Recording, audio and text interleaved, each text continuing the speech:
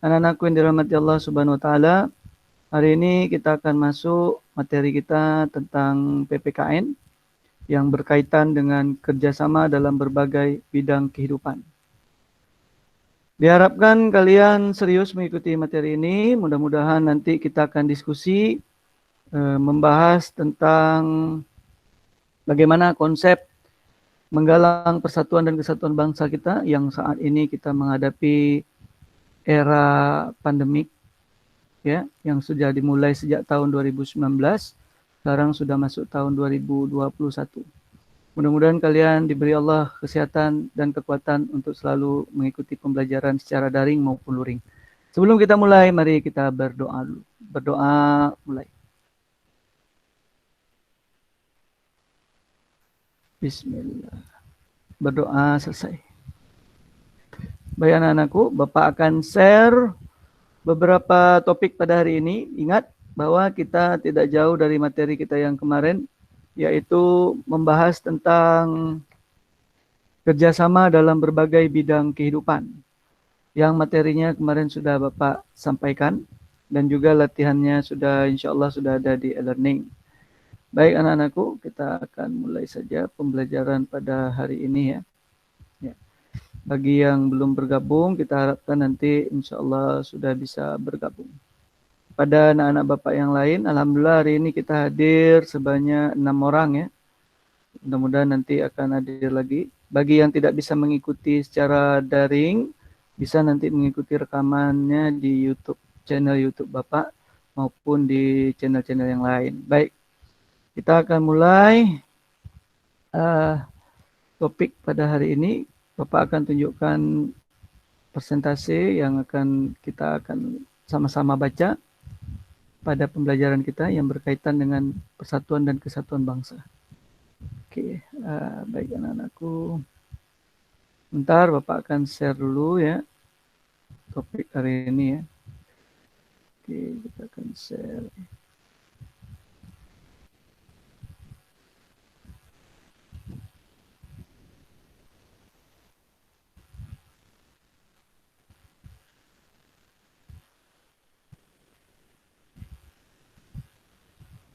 Baik, sudah nampak nak di layarnya yang Bapak sharing? Materi kita pada hari ini. Nampak materinya? Belum, Pak. Iya. Belum? Ya, ini udah mungkin jaringan mungkin agak lambat ya. Kita akan lihat dulu. Yaitu Bapak ada share artikel. Jadi Ananda, anak-anak Bapak sekalian bisa membaca artikel ini. Ya. Silakan artikelnya dibaca dengan cermat dan teliti. Ya, pembahasan hari ini yaitu yang berkaitan dengan masalah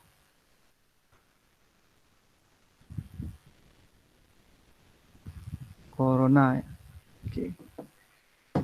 Ntar ya ada yang mau gabung.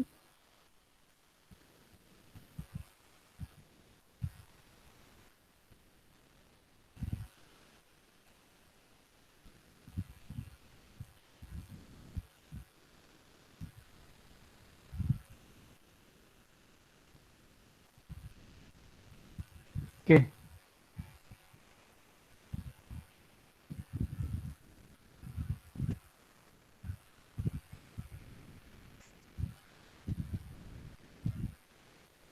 Ya, udah ada di layar kan? Yang berwarna kuning itu? Udah, Pak. Ya. Oke, ya. Udah bisa dibaca. Oke, baik. Baik anak-anakku sekalian, hari ini kita akan pembelajaran yang berkaitan dengan persatuan dan kesatuan, yaitu bekerja sama dalam berbagai bidang kehidupan. Tujuan kita pada pembelajaran hari ini tidak lain bagaimana memotivasi diri dan menguatkan diri kita agar menjaga persatuan dan kesatuan di era pandemik ini. Jangan terbuai kita dengan berbagai-bagai isu yang berkaitan dengan masalah corona. Jadi Bapak mengharapkan sekali kepada kalian semua untuk bisa belajar dan juga tidak mudah termakan isu-isu ya dalam masalah corona ini. Baik, mari kita lihat materinya. Yaitu dengan judul artikel yang kalian bisa baca bersama, kita baca bersama dan kita hayati bersama artikel tersebut ya. Yaitu dampak bersatu melawan corona. Yaitu artikel ini disusun pada tanggal 30 Maret tahun 2020 ya. Bersatu melawan corona ya. Anak-anakku, di dalam artikel dijelaskan bahwa kita lihat ya. Bersatu melawan corona, dampak dari pandemi COVID-19 memang saat ini sudah sangat terasa di Indonesia. Sejak pasien positif corona pertama di Indonesia diumumkan namanya, sangat banyak perubahan yang bisa dilihat secara kasat mata. Kemacetan dan kepadatan di ruang publik yang biasanya terasa menyesakkan, kini seakan menjadi suatu yang dirindukan. Masyarakat kini dipaksa untuk sebisa mungkin tak meninggalkan rumah, berharap agar tak lagi bertambah korban di Indonesia. Dampak yang ditimbulkan memang cukup membuat banyak dari kita merasa ketakutan. Namun selalu saja ada sosok yang kemudian muncul di tengah paranoid dan mengembalikan semua keyakinan serta ketakutan kita dalam melawan pandemik yang telah menjangkit lebih dari 1.000 orang di negeri ini. Bahkan seorang tokoh, Erick Thohir, menjadi salah satunya. Sosok yang namanya lebih dulu dikenal sebagai tokoh basket internasional berkat posisinya di FIBA Board dan meyakinkan semua kalangan untuk bersatu. Karena Indonesia punya lebih dari yang dibutuhkan untuk mengalahkan dampak pandemi corona. Saudara-saudaraku sebangsa dan setanah air, apa kabar? Semoga kalian tetap sehat dan terjaga di rumah kalian. Saya duduk di sini bukan sebagai Menteri BUMN, tetapi sebagai seorang ayah bagi 4 orang anak. Seorang suami dan juga seorang anak dari ibu saya ini hari ke-26 sejak Presiden mengumumkan pasien pertama terinfeksi virus corona. Dan hari ini sudah di atas 1.000 orang terinfeksi di Indonesia. Saya sampaikan duka cita yang sedalam-dalamnya bagi keluarga yang kehilangan mereka yang dicintai. Agama saya mengajarkan bahwa mereka yang kehilangan nyawanya dalam situasi seperti ini adalah mati syahid dan surga adalah ganjarannya. Semoga semua diterima di sisi terindah yang Maha Kuasa. Erick Thohir menjadi salah satunya. Sosok yang namanya lebih dulu dikenal sebagai tokoh basket internasional berkat posisinya di FIBA Board dan meyakinkan semua kalangan untuk bersatu.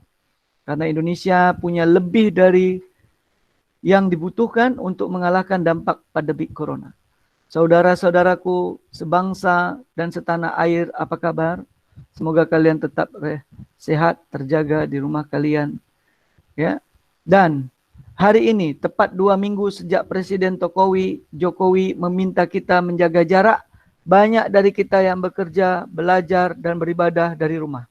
Banyak juga dari kita yang masih harus bekerja di luar dengan semua resiko yang harus dihadapi.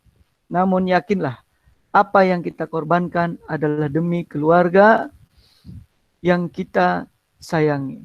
Demi orang-orang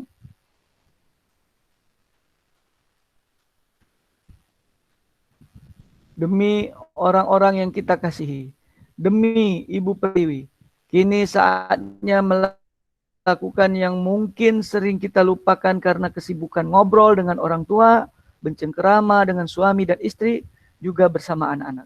Bahkan membantu mereka kesulitan seperti yang dilakukan narasi.tv malam ini. Sebagai sesama bangsa Indonesia, saya ucapkan terima kasih kepada semua.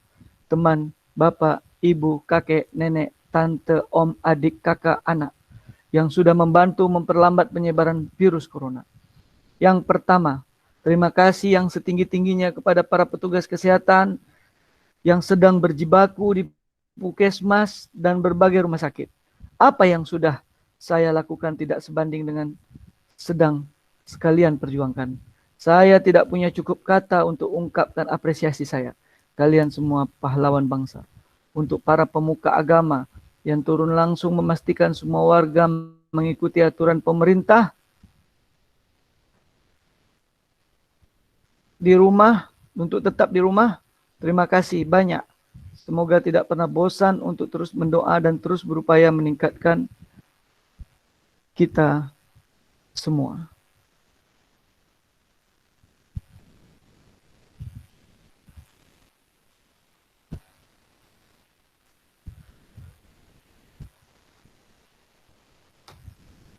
Bagi teman-teman yang biasanya sholat Jumat di masjid, yang biasanya beribadah di gereja pada hari Minggu, yang biasanya ke pura dan wihara, terima kasih sudah berkenan beribadah di rumah.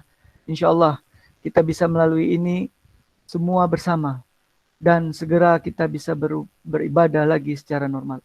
Untuk awak media yang tidak lelah memberikan informasi yang cepat dan akurat, terima kasih banyak. Jangan lupa jaga kesehatan untuk teman-teman yang tidak mudik. Terima kasih banyak karena sudah sayang keluarga. Untuk anak-anak yang saya sayangi, bersabar ya. Secepatnya masalah ini usai, kalian bisa ke sekolah lagi, main basket lagi dengan teman-teman. Bapak yakin tawa ceriamu akan segera kembali.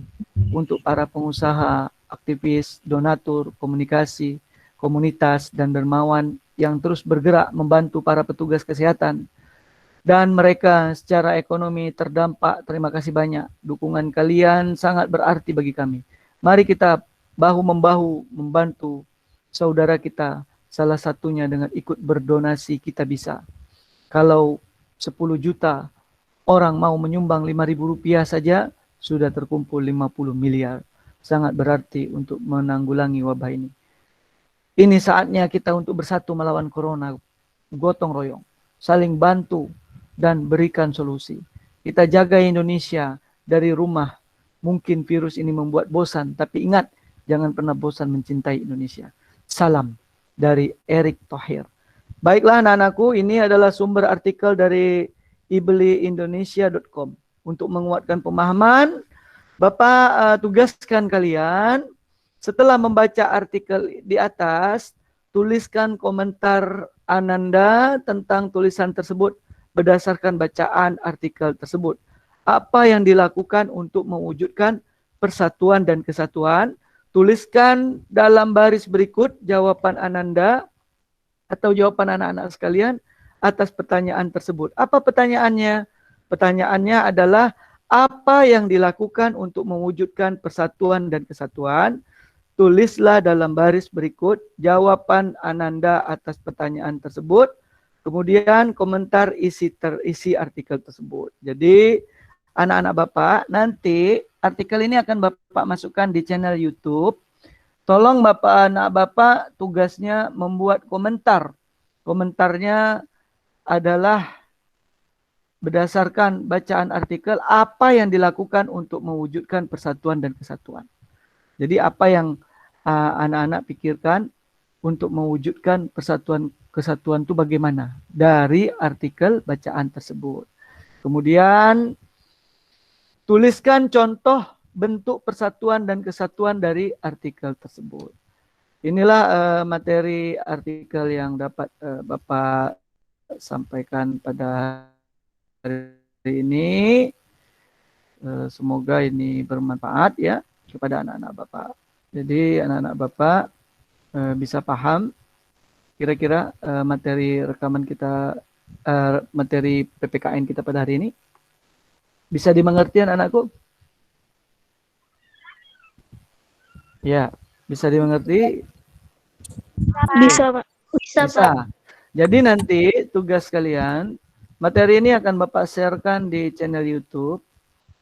Nanti Bapak akan sharekan di situ, kalian buat komentar. Dan juga materi ini Bapak akan sharekan di e-learning ya. Bagi yang nggak bisa masuk YouTube, bisa masuk di e-learning. Nanti di e-learning Bapak akan sharekan materi tersebut ya.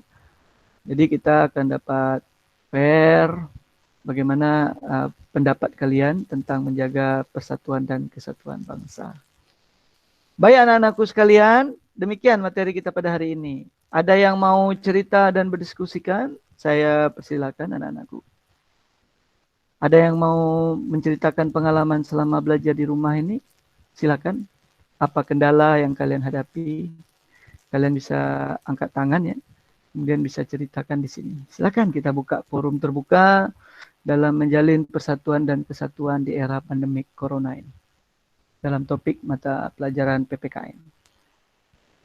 Ada anak-anakku yang bisa kalian sampaikan pengalaman-pengalaman selama kalian belajar di rumah, apa yang tidak nyamannya, apa yang nyamannya. Silakan. Apakah kalian rindu ingin masuk sekolah, anak-anakku? Rindu, Pak. Rindu, Iya. Pak. Rindu ya, macam seperti dulu ya. Sedangkan kita nggak bertemu lama ya, nak ya, hanya beberapa bulan ya. Iya. Oke, anak-anakku, ada yang mau ditanyakan atau mau diskusi kita tentang pembelajaran hari ini? Silakan. Ada yang angkat tangan, silakan. Ya, contohnya angkat tangan seperti ini ya, Bapak contohkan. Nah, jadi di gambar Bapak itu ada angkat tangan ya. Nah, ada angkat tangannya ya. Oke. Silakan kalau ada, silakan. Kalau malu di obrolan ya, pesan obrolan, kalian bisa klik obrolan. Kalian, Pak, saya mau menceritakan sesuatu, Pak. Bisa ya. Nih, seperti ini gambar Bapak ada angkat tangan, kalian cukup angkat tangan. Silakan kita berdiskusi dan bercerita tentang kondisi-kondisi yang kalian hadapi selama di era pandemik. Ada? Silakan, Nak. Zahara, ada yang mau ceritakan, Nak, selama belajar di rumah, apa kendala yang kalian hadapi? Apa keluh kesahnya? Silakan. Tidak, Pak. Tak, aman-aman aja.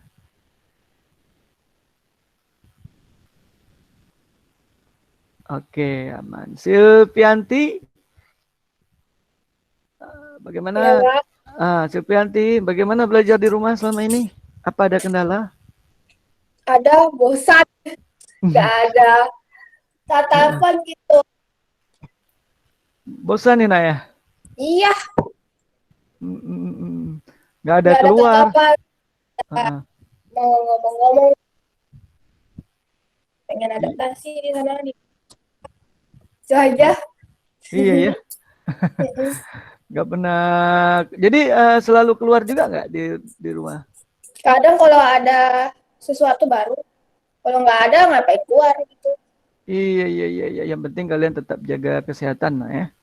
Ya, Pak. Terutama makannya dijaga dengan makanan yang bergizi. Kalau orang tuanya belum mendapat rezeki, mohon didoakan orang tuanya supaya Allah membuka rezeki buat orang tua kita. Jangan lupa kalian juga isi dengan ibadah di rumah. Ya, tetap komunikasi juga dengan teman-teman, diskusi dengan masalah pelajaran ya. Dengan Bapak pun boleh kalau ada kendala dan halangan apa-apa silakan. Jangan takut-takut dengan Bapak ya. Di jam-jam pelajaran insya Allah Bapak akan mencari solusi buat kalian semuanya juga. Kalau ada kendala, mau curhat masalah pembelajaran silakan ya. Jadi Silvianti tinggal di mana Silvianti? Sungai Lakam. Oh, Sungai Lakam ya, jaga jarak di situ, selalu pakai masker ya. Ya, Jadi Pak. tetap jaga kondisi kesehatannya. Oke, tugas-tugas dibuat semua ya. Iya, Pak. Oke, jangan lupa. Baik, ini Yusnianti. Iya, Pak. Sehat Yusnianti? Kelas Sehat. berapa nih Yusnianti? Kelas 75, Pak. Yusnirani, Pak. Bukan Oh, Yusniani. Yusniani. Di sini namanya Yusnianti ya. Pak Bumi. Oh iya, Yusniarani. Bagaimana kondisi belajar di rumah? Baik, Pak. Baik. Apakah asik, membosankan, perlu refreshing atau bagaimana? Bosan juga, Pak. Bosan ngadapi apa? Handphone? Tidak. Oh, kalau handphone nggak bosan ya. Tapi bosan belajar di rumah dengan sistem daring gini ya? Iya, Pak.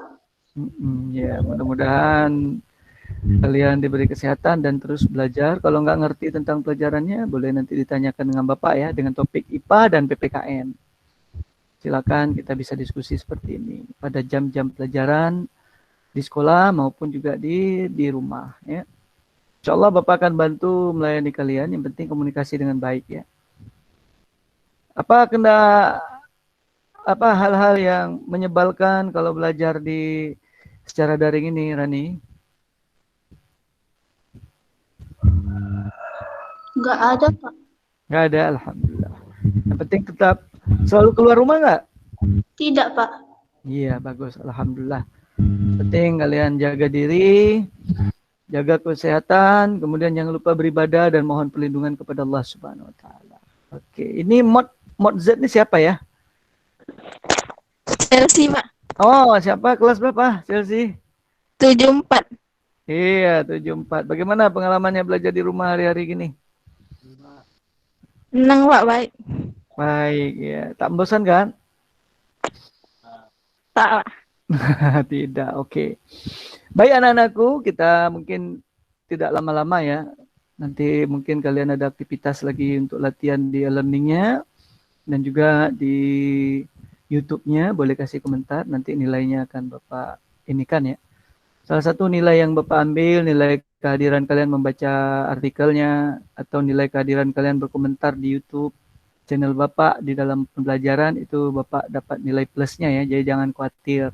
Insya Allah kalian dapat diberikan Allah kesehatan dan berkah, dan juga diberi pemahaman yang baik untuk menuntut ilmunya.